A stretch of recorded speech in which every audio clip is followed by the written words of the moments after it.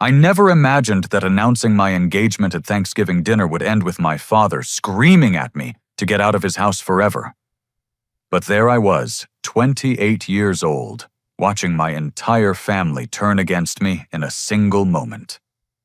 My mother Patricia nodded approvingly as my father Charles pointed towards the door. My brother Shane crossed his arms and smirked. My sister Ashley actually started clapping.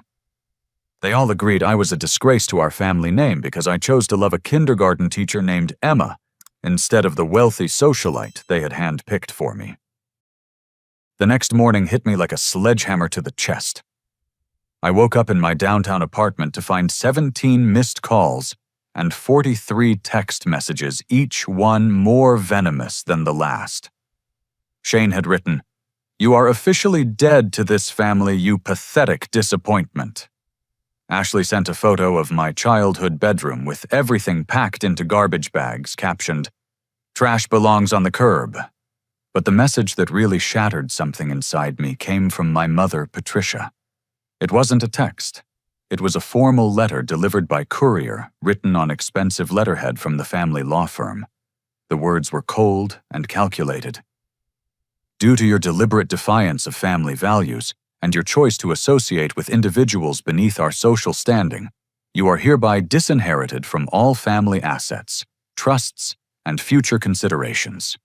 I sat there holding that letter, remembering every moment of my childhood when nothing I did was ever good enough. When I graduated valedictorian from MIT, my father complained that I should have gone to Harvard instead. When I started my own tech consulting firm and landed Fortune 500 clients, he called it playing with computers and said I was wasting my potential. When I bought my first luxury car with money I earned myself, he accused me of being flashy and vulgar. Emma found me on my couch an hour later, still staring at that letter. Her kind eyes filled with tears as she read it over my shoulder. "Dirk, I am so sorry," she whispered, her voice breaking. "This is all my fault. If I hadn't encouraged you to tell them about our engagement..." I pulled her close and felt her trembling against my chest. "Emma, you are the best thing that has ever happened to me. They didn't reject you. They rejected me. They have been rejecting me my entire life." She looked up at me with those beautiful brown eyes that had captured my heart 2 years earlier. "What are we going to do?" "Your whole life is connected to your family business."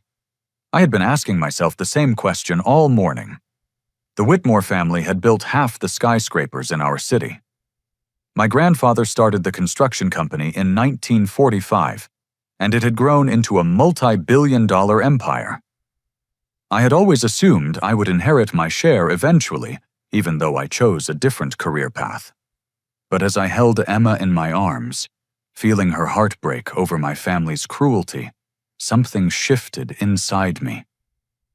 I realized I had been living my life trying to earn approval from people who would never give it. I had been playing by their rules, hoping someday they would accept me for who I really was. That afternoon, I walked to my computer and logged into my personal banking account for the first time in months. What I saw there made me smile for the first time since yesterday's dinner. My family had no idea what I had been building on my own. But then my phone rang, and I saw my bank's customer service number on the screen. The representative's voice was apologetic but firm. "Mr. Whitmore, I'm calling to inform you that your trust fund account has been frozen by order of the primary account holder, Charles Whitmore. All access has been revoked effective immediately." I hung up the phone and laughed out loud. Emma looked at me like I had lost my mind. "Dirk, are you okay? They just cut off your trust fund." "Emma," I said, pulling up a different screen on my laptop. "They have no idea what they just did. They think they control my future, but they don't even know who I really am." 3 days later, I sat across from Douglas Chen in his corner office on the 50th floor of First National Bank Tower. Douglas had been managing my private investment portfolio for 7 years, ever since I graduated from MIT. While my family dismissed my computer hobby, I had been quietly building something they never could have imagined. Let me show you exactly where we stand, Douglas said, pulling up my account summary on his monitor. Your cryptocurrency investments from college have appreciated to $34 million. Your early investments in emerging tech startups are now worth $41 million. Your real estate portfolio is valued at $12 million. I stared at the bottom line, $87 million. Dirk, you understand that this puts you in the top 1% of individual wealth holders in the country, right? Douglas continued. You have been incredibly strategic with these investments. Most people your age who inherit family money lose it within a generation. You built this from nothing. The irony wasn't lost on me. While my father criticized my career choice and my family treated me like a financial burden, I had quietly accumulated more liquid wealth than most of their construction company's assets. I had started with $5,000 I earned working part-time jobs in college investing in Bitcoin when it was worth $12 per coin.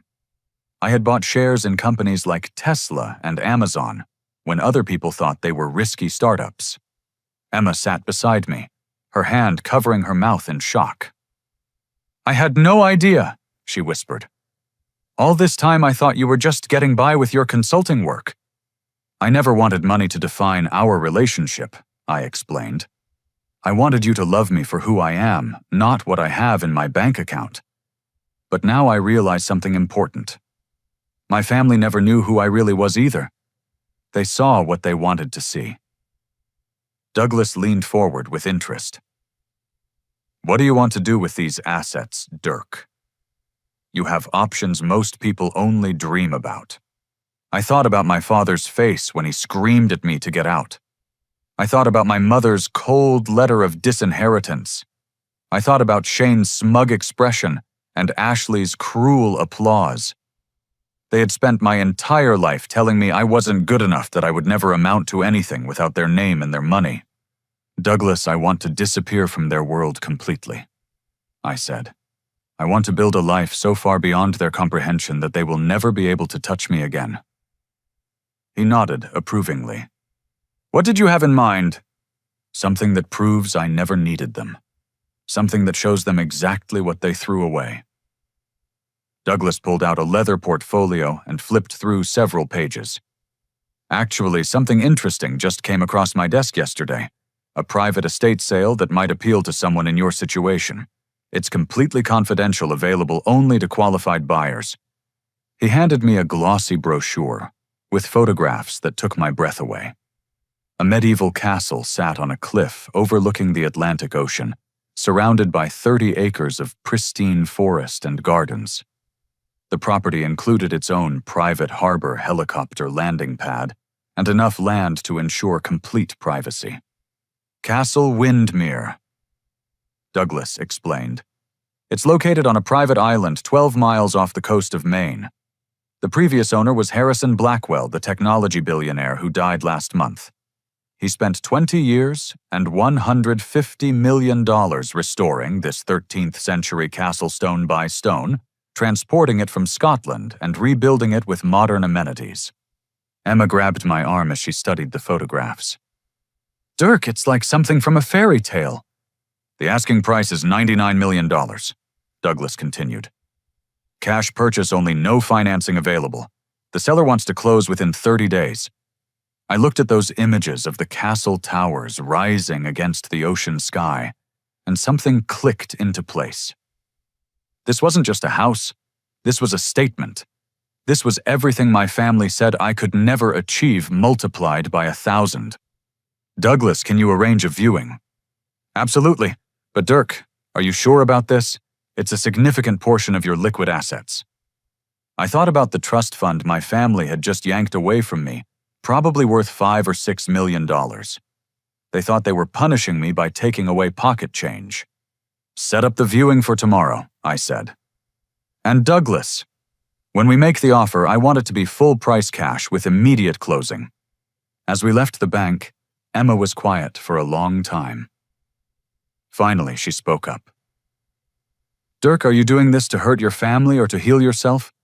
It was a question I couldn't answer yet, but I knew that for the first time in my life, I was about to make a decision that was completely mine, with money I had earned myself for a future I would build on my own terms. That evening, Douglas called with news that would change everything. "Dirk, I spoke with the seller's agent. They're interested in your offer, but they want to meet you first. Apparently, Harrison Blackwell left specific instructions about who could purchase the island. He wanted someone who would appreciate what he built there." "What kind of instructions?" "The buyer has to demonstrate that they understand what it means to build something meaningful from nothing.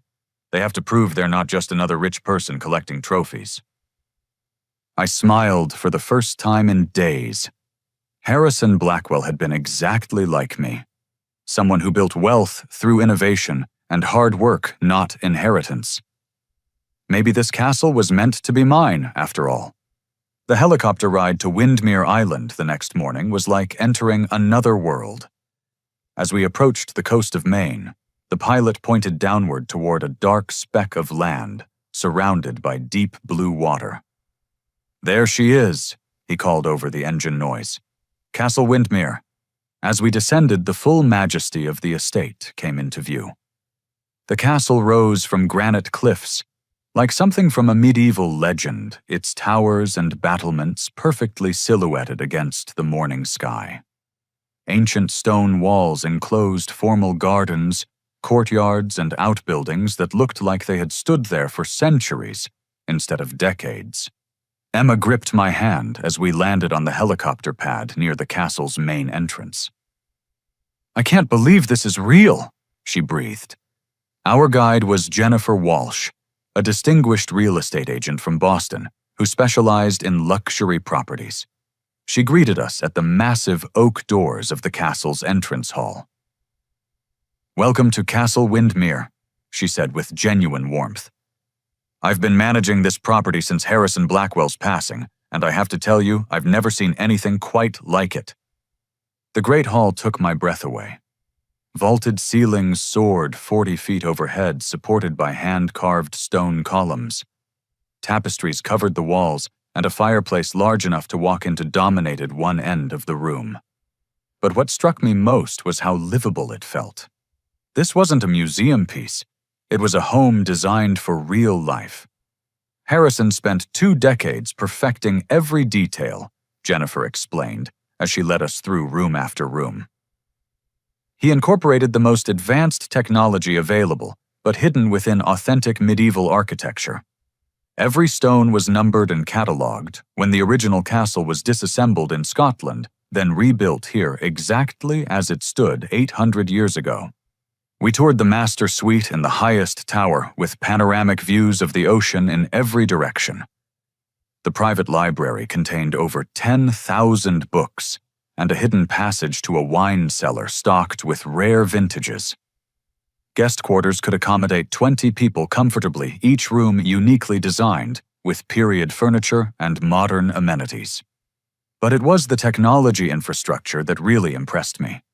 Fiber optic internet satellite communications, a fully equipped server room and conference facilities that could connect me to clients anywhere in the world. Harrison Blackwell had built the ultimate retreat for someone who needed both isolation and global connectivity. "The property includes the entire island," Jennifer continued. 30 acres total with private beaches, hiking trails, and a working lighthouse from 1867. The harbor can accommodate yachts up to 200 feet, and there's a separate guest house for staff or visitors. Emma wandered through the rooms like she was in a dream, running her fingers along stone walls and staring out windows at views that belonged in travel magazines. "Dirk, can you imagine living here?" I could imagine it perfectly. More than that, I could imagine the look on my father's face when he learned that his disappointing son owned a private castle worth more than the family's entire construction business. But there was something else drawing me to this place beyond just the statement it would make. As we explored the castle, I felt a sense of peace I had never experienced before. This was a place where I could build the life I actually wanted, not the life others expected me to live. In the castle's study, Jennifer showed us a leather-bound journal left behind by Harrison Blackwell. He wanted the next owner to understand why he built this place, she explained. I opened the journal and read the first entry dated 20 years earlier. Harrison's handwriting was precise and thoughtful. I am building this castle not as an escape from the world, but as a foundation for the person I want to become. My family never understood my vision or supported my dreams. They saw my success as luck rather than hard work. I need a place where I can create without judgment, love without conditions, and build something that reflects my true values. My chest tightened as I read those words. Harrison Blackwell had walked the same path I was walking now. He had been rejected by people who should have supported him, and he had chosen to build something magnificent in response. "Jennifer," I said, closing the journal carefully, "what else do I need to know about this property?" "The asking price is firm at $99 million. Harrison's estate wants a quick sale, but they're very selective about the buyer. They want someone who will honor what Harrison built here, not someone who will tear it down and build a modern mansion." I looked around the study with its hand-carved wooden shelves and stained glass windows.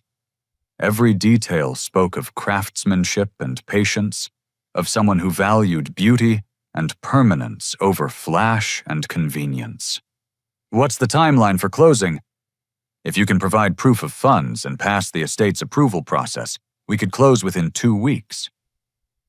Emma was standing at the window, looking out at the ocean. "Dirk, could we really be happy in a place like this? It's so isolated." I joined her at the window, wrapping my arms around her waist. Below us, waves crashed against the rocky coastline, and seabirds circled overhead. The nearest neighbor was 12 miles away across open water. "Emma, what if isolation is exactly what we need right now? What if we need space to figure out who we really are without other people's opinions and expectations?" She leaned back against me, and I felt some of the tension leave her body. It would certainly be different from anything we've ever known. As we prepared to leave the island, Jennifer walked us to the helicopter. "Dirk, can I ask what draws you to this property? I've shown it to several qualified buyers, but Harrison's estate has rejected every offer." I thought about her question as I looked back at the castle towers rising majestically from their clifftop perch. "Jennifer, have you ever felt like you were living someone else's life? Like every decision you made was influenced by what other people wanted from you?" She nodded slowly. "I think most people feel that way sometimes. This place represents the opposite of that. It's a life built entirely on one person's vision with no compromises or apologies. That's what I want to build for myself and Emma." Jennifer smiled for the first time since we arrived. "I think Harrison would have liked you, Dirk. Let me make some calls this afternoon." As our helicopter lifted off from the island, I made a decision that would change everything. I wasn't just going to make an offer on Castle Windmere. I was going to make an offer so comprehensive and immediate that Harrison's estate couldn't refuse it. But first, I had one more stop to make. It was time to let my family know exactly what they had lost when they threw me away. 2 days later, I sat in the conference room of Hartford and Associates, the most prestigious law firm in our city, watching my lawyer Marcus Hartford review the final purchase documents. Across the table, Harrison Blackwell's estate attorney nodded approvingly as she signed page after page. "Mr. Whitmore," she said, extending her hand, "congratulations.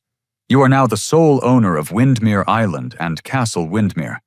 Harrison would be pleased to know his legacy is in such capable hands." The wire transfer had gone through that morning. $99 million transferred from my investment accounts to the estate.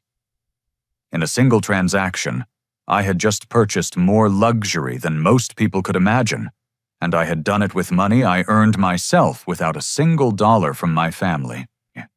Emma sat beside me, still processing the magnitude of what we had just done. "I keep thinking I'm going to wake up from this dream," she whispered.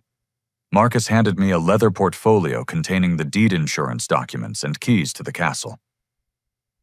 "Dirk, you now own one of the most unique properties in North America. You also own the distinction of completing one of the largest private real estate transactions in Maine history. But owning the castle was only half of what I needed to accomplish." I had spent 3 sleepless nights thinking about my family's rejection, and I had come to a conclusion that surprised even me. I wasn't going to disappear quietly into my new life. I was going to give them one last chance to see who I really was. "Marcus, I need you to do something else for me," I said. "I need you to prepare a certified copy of these ownership documents, along with financial statements proving the purchase was made with liquid assets. I want everything documented and verified." He raised an eyebrow. "May I ask why?"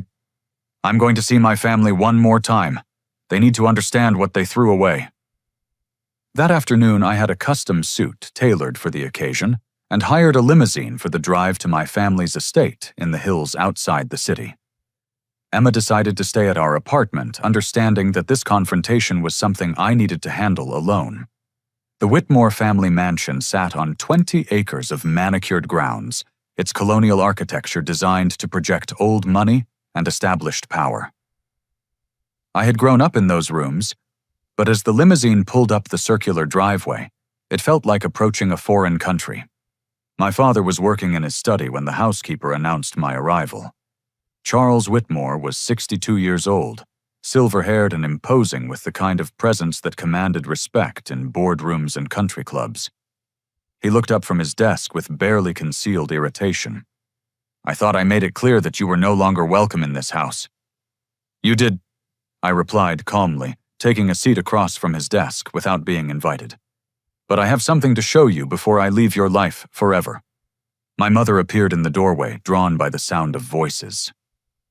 Patricia Whitmore had been beautiful once, but years of social climbing and family politics had hardened her features into a permanent expression of disapproval. "What are you doing here, Dirk? We have nothing left to say to each other." Shane and Ashley emerged from other parts of the house, alerted by the housekeeper. My brother looked like a younger version of our father with the same authoritative bearing and expensive taste in clothing. Ashley had inherited our mother's sharp features and sharper tongue. "Is this about money?" Shane asked with obvious contempt. "Because if you think we're going to reverse our decision about the trust fund, you're wasting your time." I reached into my briefcase and pulled out the leather portfolio Marcus had prepared. "Actually, I wanted to show you something interesting." I placed the first document on my father's desk, the deed to Windmere Island, stamped and certified by the state of Maine. Yesterday morning, I purchased a private island off the coast of Maine. 30 acres, including a 13th century castle that was transported from Scotland and rebuilt stone by stone. My father glanced at the document dismissively. "More computer games, I suppose. Some kind of online fantasy purchase." I placed the second document beside the first, a certified bank statement showing the wire transfer of $99 million. "This is the payment receipt. $99 million transferred from my personal investment accounts." The room fell silent. My mother picked up the bank statement and studied it carefully, her face gradually changing from skepticism to shock. "This can't be real," she said finally. I placed a third document on the desk, a financial summary prepared by Douglas, showing my complete asset portfolio. "These are my current holdings. As of this morning, my net worth is approximately $91 million. All of it earned through investments I made myself, starting with money from part-time jobs in college." Ashley grabbed the financial summary and read it twice. "This is impossible. You don't know anything about business or investing." "Apparently I know more than you thought," I replied. "While you all dismissed my career as playing with computers, I was building something none of you could imagine." Shane studied the castle deed with growing amazement. "You actually bought a castle?" "A real castle. A 13th century Scottish castle completely restored with modern amenities. 42 rooms, private harbor helicopter pad, and enough land to ensure I never have to deal with neighbors who don't respect me." My father had been silent through this entire exchange, but now he stood up slowly, his face flushing red with anger. "You arrogant little show-off. Do you think flashing your money around proves anything? Money doesn't make you a better person?" "You're absolutely right, Dad. Money doesn't make me better, but it does make me independent. It means I don't have to sit here and listen to you tell me I'm not good enough anymore." My mother set the documents down carefully.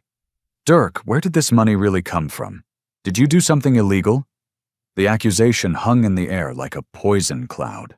Even now, even faced with documented proof of my success, they couldn't believe I had achieved something extraordinary through my own effort and intelligence. Every dollar came from legitimate investments in cryptocurrency and technology stocks. I started with $5,000 I saved from working part-time jobs, and I built it into this over 7 years. I never used a penny of family money. Ashley suddenly burst into tears. "This isn't fair," she sobbed. "You always got everything you wanted. You were always Dad's favorite, and now you're rich too." The accusation was so absurd that I almost laughed. "Ashley, when was I ever anyone's favorite? When did I ever get what I wanted from this family?" But her breakdown had triggered something in the room's dynamic. Shane was staring at the financial documents with an expression I had never seen before. Genuine fear. "Dirk," he said quietly, "how did you know about investing? Who taught you?" "I taught myself. I spent 4 years at MIT studying computer science and economics. I learned to analyze market trends and identify emerging technologies.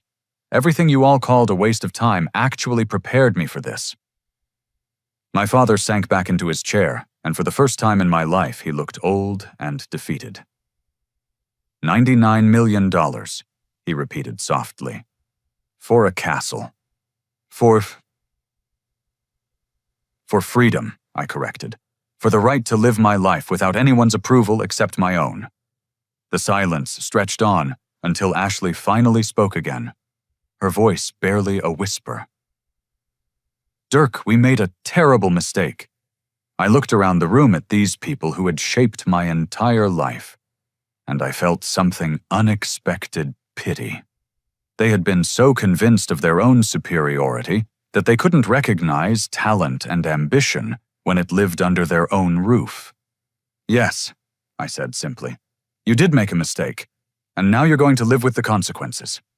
As I gathered my documents and prepared to leave, my father called out one last time, "Dirk, wait. Can we talk about this? Can we work something out?" I paused at the study door and looked back at him. "Dad, 3 days ago you screamed at me to get out of your house forever. You all agreed that I was a disgrace to the family name. Nothing has changed except your opinion of my bank account." "But we're still family," my mother said desperately. "No," I replied. "Family supports each other. Family believes in each other.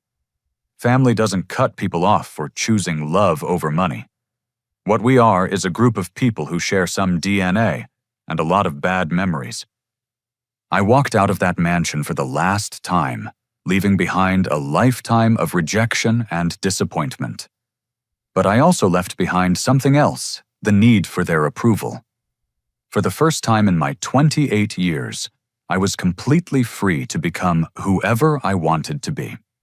The limousine drove me back to the city where Emma was waiting with champagne and Chinese takeout from our favorite restaurant. We spent the evening planning our move to the castle, and for the first time since Thanksgiving dinner, I felt truly happy.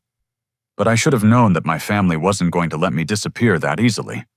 1 month after I moved to Castle Windmere, I was working in the castle's newly updated office when Marcus, my butler, knocked on the heavy wooden door. Marcus was a former Navy officer who had worked for Harrison Blackwell for 15 years, and he had graciously agreed to stay on when I purchased the estate. "Sir, there is a boat approaching the island. 4 passengers requesting permission to dock."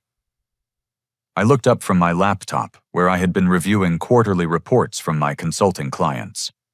Life on the island had exceeded my expectations.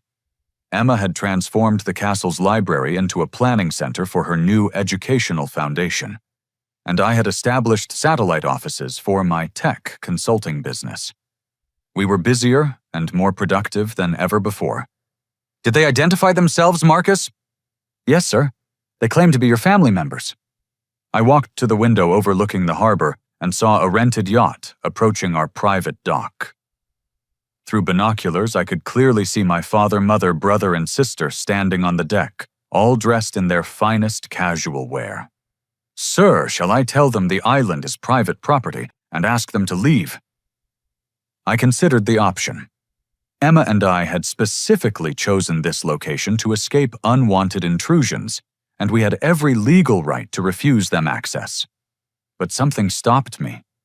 Maybe it was curiosity about what had brought them here, or maybe it was a lingering hope that they had genuinely changed. Either way, I wanted to hear what they had to say. "Marcus, please have Sophia prepare tea service for 6 in the Great Hall, and ask Thomas to meet our guests at the dock." 20 minutes later, my family stood in the castle's main entrance, looking around with expressions of amazement and barely concealed envy. The Great Hall was even more impressive than when I first toured it, now furnished with antique pieces Emma and I had carefully selected from estate sales and auctions. Sophia, our chef, had prepared an elegant afternoon tea service complete with finger sandwiches, scones, and pastries. Thomas, our groundskeeper, had arranged fresh flowers from the castle gardens throughout the room. "Welcome to Castle Windmere," I said, formally gesturing for them to take seats around the massive oak table. My mother couldn't stop staring at the vaulted ceilings and stone walls. "Dirk, this is absolutely magnificent. I had no idea places like this actually existed." "Harrison Blackwell spent 20 years and $150 million creating this," Emma explained as she joined us. "Every stone was numbered and shipped from Scotland, then rebuilt exactly as it stood 800 years ago." Ashley walked around the Great Hall in obvious wonder, running her fingers along the carved stone columns. "How many people live here?" "Just Emma and myself, plus our staff. Marcus manages the household, Sophia handles all the cooking, and Thomas maintains the grounds and gardens." Shane was examining the authentic medieval tapestries hanging on the walls. "This must cost a fortune to maintain." "Everything worthwhile has a cost," I replied. "But when you love something enough to invest in it properly, the cost becomes irrelevant." My father had been uncharacteristically quiet since their arrival, but now he cleared his throat nervously. "Dirk, we owe you an apology. A sincere, heartfelt apology for the way we treated you." I studied his face carefully. Charles Whitmore had never apologized to anyone in his life, certainly not to me. "What kind of apology?" "We were wrong about you. Completely, utterly wrong. We judged you based on our own limited understanding, and we nearly lost the most successful member of our family because of our ignorance." Patricia nodded eagerly. "We had no idea you were building something this impressive. If we had known about your investments and business success, you would have treated me differently," I finished for her. "But that's exactly the problem, Mom. Your respect was conditional on my bank account balance." Emma served tea while I watched my family's faces carefully. They were trying to project humility and regret, but I could see calculation behind their eyes. Shane finally got to the real reason for their visit. "Dirk, we need to be honest with you about something. The family business is facing some challenges." "What kind of challenges?" Ashley answered before Shane could continue.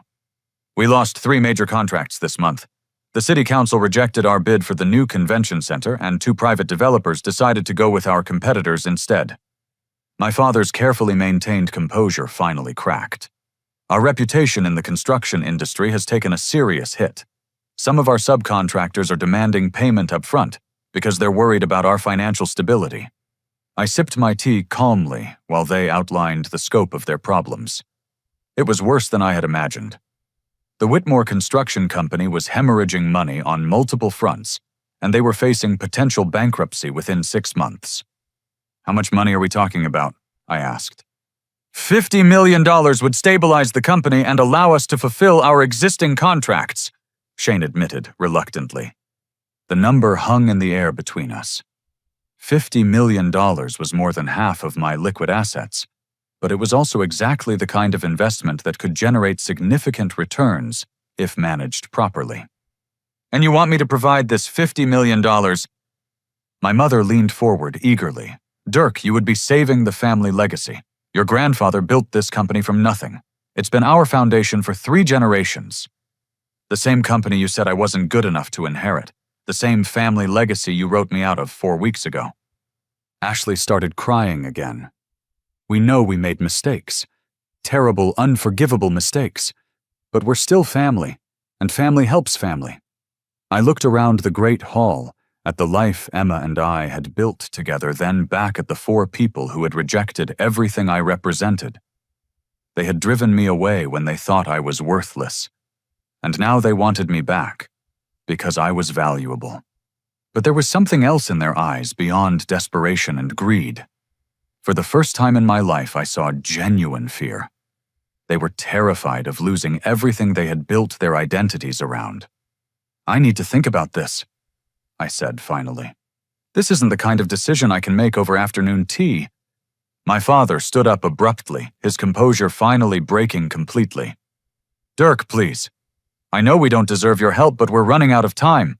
The bank is demanding payment on our outstanding loans, and if we default...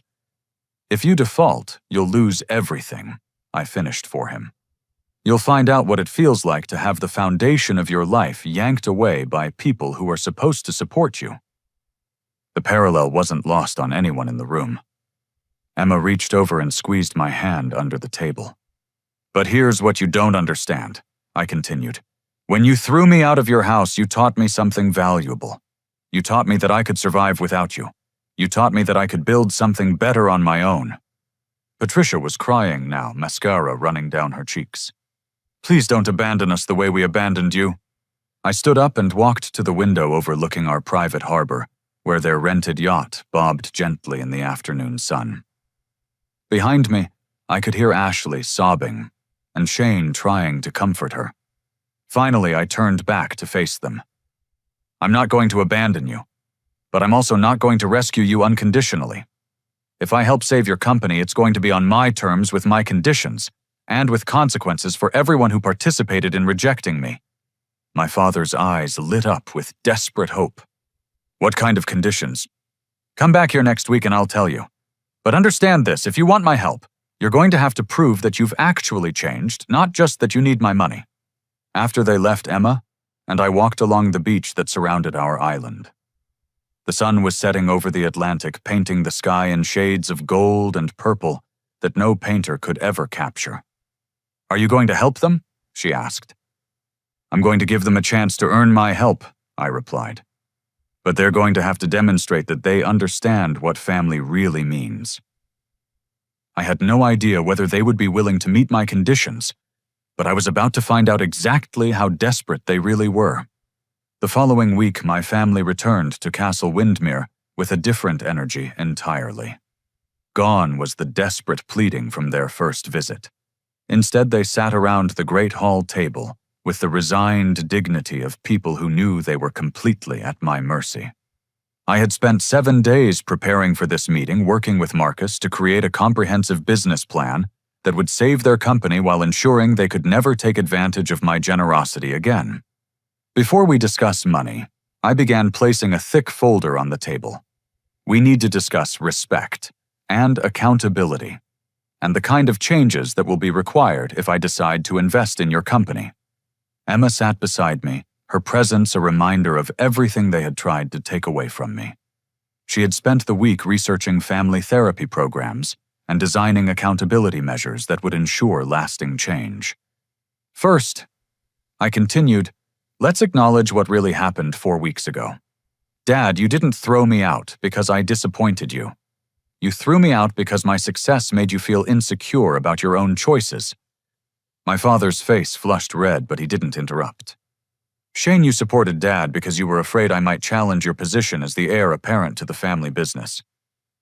Shane stared at his hands, unable to meet my eyes. Ashley, you participated because you've always been jealous of any attention I received from our parents, even negative attention. Ashley's tears started flowing again, but this time she didn't deny the accusation. And Mom, you went along with all of it because you've spent your entire marriage prioritizing social status over your children's happiness. Patricia opened her mouth to object, then closed it again without speaking. Now, I said, opening the folder. Here are my conditions for providing the $50 million your company needs to survive. The first document was a complete restructuring plan for Whitmore Construction. Dad, you will step down as CEO immediately. Shane will take over day-to-day operations, but I will maintain 51% ownership and final approval authority for all major decisions. My father looked like I had slapped him. You want to take over my company? I want to save your company. Your leadership has brought it to the edge of bankruptcy. Mine will bring it back to profitability. The second document outlined employment terms for Ashley. Ashley, you will work full-time for the company in project management. No special treatment, no executive privileges until you earn them. You'll start at the same salary as other project managers and advance based on performance. Ashley nodded slowly. I understand. The third document was perhaps the most important. All 4 of you will attend family therapy sessions twice a week for the next year. Dr. Elizabeth Morrison is one of the best family counselors in the state, and she specializes in repairing relationships damaged by money and power dynamics. My mother finally found her voice. Dirk, therapy seems a bit excessive. Mom, does it seem more excessive than cutting your son out of your life because he fell in love with a kindergarten teacher? She had no answer for that. There's one more condition, I said, placing the final document on the table. You will publicly acknowledge your mistakes and apologize not just to me, but to Emma. She deserves an apology for the way you treated her, and you're going to give her one in front of everyone who witnessed your behavior at Thanksgiving dinner. Shane looked up hopefully.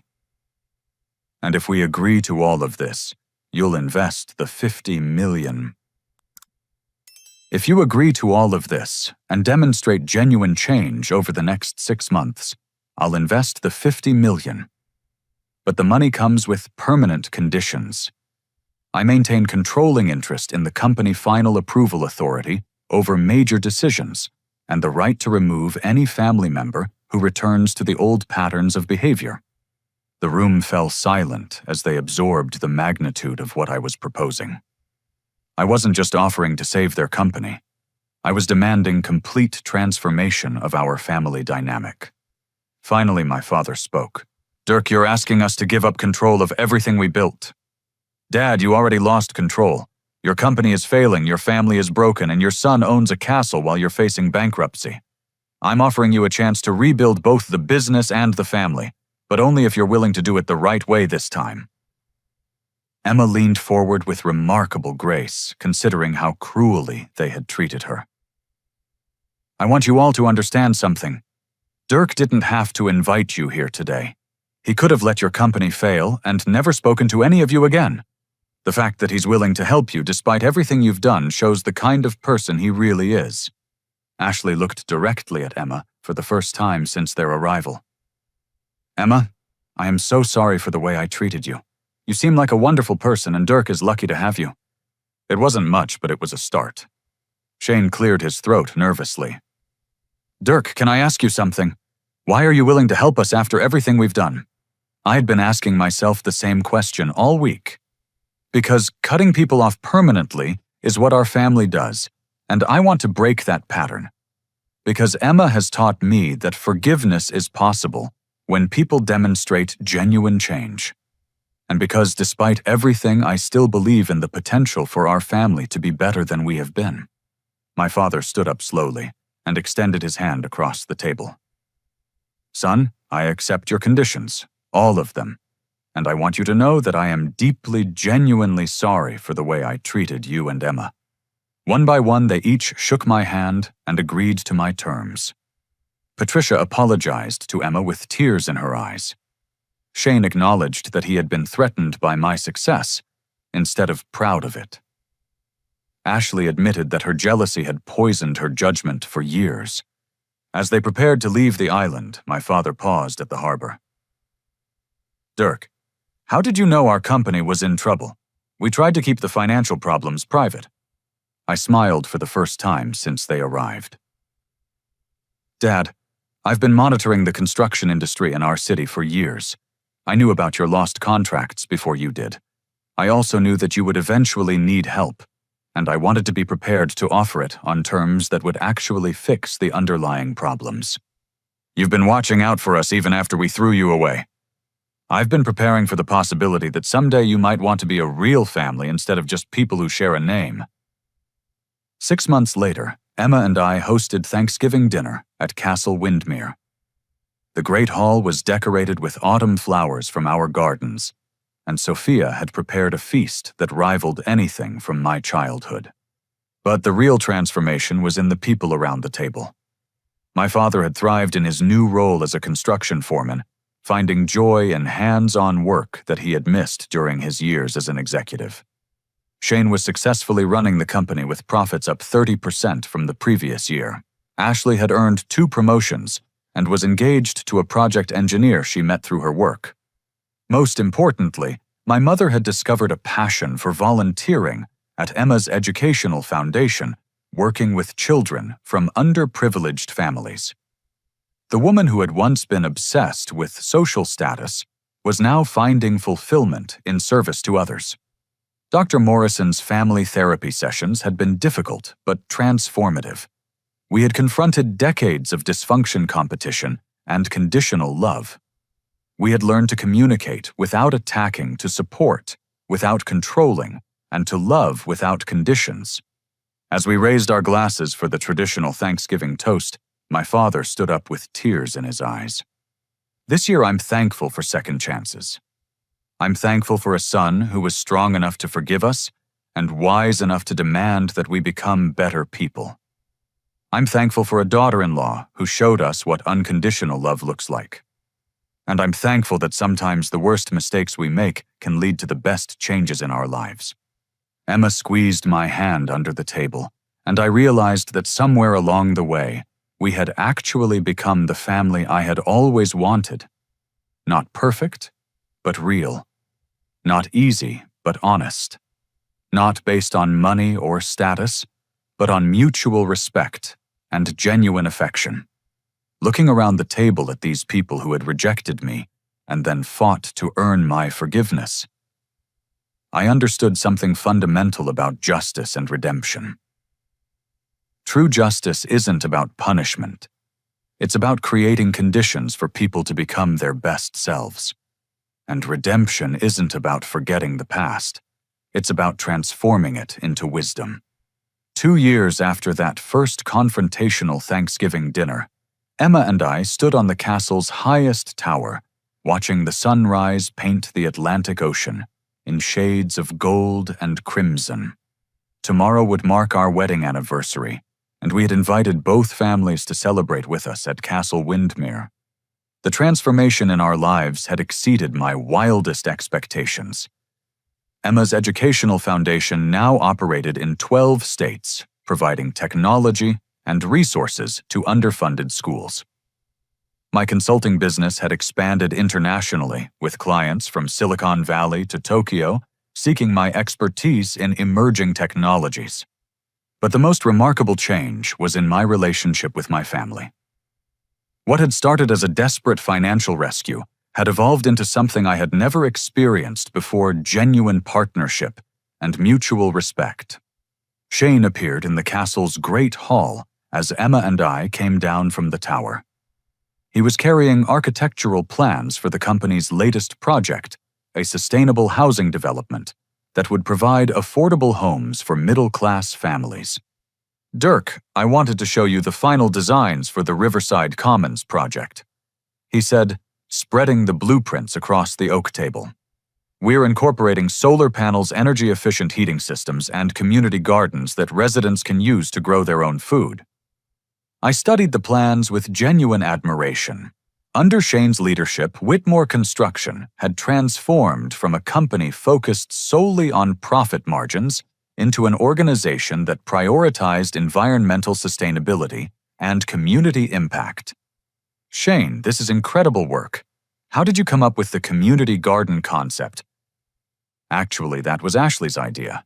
She's been working with local environmental groups to identify ways we can make our developments more sustainable and community-focused. Ashley had surprised everyone with her passion for environmental conservation. Her engagement to David, the project engineer, had introduced her to a community of people who measured success by positive impact rather than personal wealth. My mother entered the Great Hall carrying a tablet loaded with photos from her latest volunteer trip. Patricia now spent 3 months each year working with international education charities, helping to build schools and libraries in developing countries. "Look at this," she said excitedly, showing us pictures of children in a rural village in Guatemala. We just finished building their first computer lab funded entirely by Emma's foundation. These kids now have access to technology that will completely change their educational opportunities. Emma looked at the photos with tears in her eyes. "Mom, Patricia, you're doing amazing work. These children will remember this opportunity for the rest of their lives." The casual use of "Mom, Patricia" still surprised me sometimes. Emma had never replaced her own mother, who had passed away when Emma was in college, but she had found a maternal figure in the woman who had once rejected her so cruelly. My father arrived for lunch carrying a tool belt and wearing work clothes covered in sawdust. At 64, Charles had discovered a passion for hands-on carpentry that reminded him why he had fallen in love with construction in the first place. "Sorry, I'm late," he said, hanging his tool belt by the kitchen door. I was helping David finish the custom cabinets for the affordable housing project. We should have the first 10 units ready for families to move in next month. Sophia served lunch on the castle's outdoor terrace overlooking gardens that Thomas had expanded to include a working greenhouse and organic vegetable plots. The meal featured produce grown on our own island, prepared with techniques Sophia had learned from cooking classes Emma had arranged for all the castle staff. As we ate, Marcus approached with the afternoon mail delivery. Among the usual business correspondence was a letter that made my heart skip a beat. "Sir, this arrived via special courier from Harvard Business School." I opened the envelope and read the contents twice before speaking. "They've offered me a position as a visiting professor in their entrepreneurship program. They want me to teach a course on alternative investment strategies and emerging technology markets." Emma grabbed my arm excitedly. "Dirk, that's incredible! You'd be teaching the next generation of business leaders." Shane grinned broadly. "Professor Whitmore, I like the sound of that. It's only a part-time position 1 semester per year. I could maintain my consulting practice and continue working with the family company." My father set down his fork and looked at me seriously. "Son, you should absolutely accept that position. You've built expertise that other people need to learn from, and you have a responsibility to share that knowledge." The support in his voice still amazed me sometimes. 2 years earlier, he had dismissed my career as playing with computers. Now he was encouraging me to become a university professor. After lunch, Emma and I walked along the beach that circled our island. The November air was crisp and clean, and we could see seals sunbathing on the rocks near the lighthouse. "Are you happy with how everything turned out?" Emma asked, taking my hand as we walked. I thought about her question as waves crashed gently against the shore. "Emma, 2 years ago, I thought happiness meant proving my family wrong about me. I thought success meant accumulating enough wealth and power to make them regret rejecting me. And now I realize that real success isn't about proving anyone wrong. It's about creating the conditions for everyone to be right. My family wasn't wrong to value hard work and business success. They were wrong to assume those values had to come at the expense of love and acceptance." We paused at the lighthouse where Thomas had installed a bench that offered panoramic views of the ocean. Emma sat beside me, and I wrapped my arm around her shoulders. "The castle was never really about escaping from my family." I continued. "It was about creating a space where our family could heal and grow into something better. It was about building a foundation strong enough to support forgiveness and change." Emma leaned against me, and I felt the contentment that had become a constant presence in our lives. "Do you think your father really understands what he put you through? I think he understands that his fear of losing control nearly cost him everything that actually mattered. The therapy sessions helped all of us see how our family patterns had been shaped by insecurity and competition, instead of love and support." As the sun began to set, we walked back toward the castle. its towers silhouetted against the evening sky, like something from a fairy tale. But this wasn't a fairy tale. This was real life, complicated and messy and beautiful in ways that no story could fully capture. That evening, we gathered in the castle's library for what had become our traditional family reading time. Ashley was curled up in a leather chair reading environmental policy papers for her latest project. Shane studied architectural magazines, always looking for innovative design ideas. My parents sat together on the sofa, Patricia, reading aloud from letters she had received from children at schools, supported by Emma's foundation. Emma and I shared the window seat, working together on plans for expanding her foundation's technology programs. The fire crackled in the stone fireplace, and outside waves continued their eternal rhythm against the rocky coastline. Looking around that room at these people who had become my true family through choice, rather than obligation, I understood something fundamental about forgiveness and redemption. The greatest victory isn't defeating the people who hurt you. It's creating the opportunity for them to become people who would never hurt you again. My father had been right about one thing during our confrontation 2 years earlier. Money doesn't make you a better person. But money can create opportunities for people to discover their better selves. The castle hadn't made us wealthy. We had already been wealthy in potential. The castle had simply given us the space and security to explore that potential without fear. As I prepared for bed that night, I found myself thinking about the Harvard teaching opportunity. Part of me was excited about the chance to share my knowledge with ambitious young entrepreneurs. But another part was nervous about returning to the academic world that had originally launched my career. Emma sensed my uncertainty as we got ready for bed in our tower suite. "What's worrying you about the Harvard position?" "I'm not sure I'm qualified to teach other people how to build successful businesses. I still feel like I'm figuring it out myself most of the time." She smiled and kissed my cheek. "Dirk, that's exactly why you're qualified. The best teachers aren't people who have all the answers. They're people who are still asking the right questions." Later, as I lay awake, listening to the ocean waves below our tower window, I thought about the journey that had brought us to this point. 2 years ago, I had been a successful but emotionally wounded young man, desperate for approval from people who couldn't see my value. Tonight, I was a husband, son, brother, business owner, and potentially a university professor surrounded by people who loved and respected me for exactly who I was. The transformation hadn't been easy. Family therapy had forced all of us to confront decades of dysfunction and pain. Financial restructuring had required giving up control and accepting vulnerability. Building trust had demanded consistent demonstration of changed behavior over many months. But the results had exceeded anything I could have imagined when I first signed the deed to Castle Windmere. I hadn't just bought a house.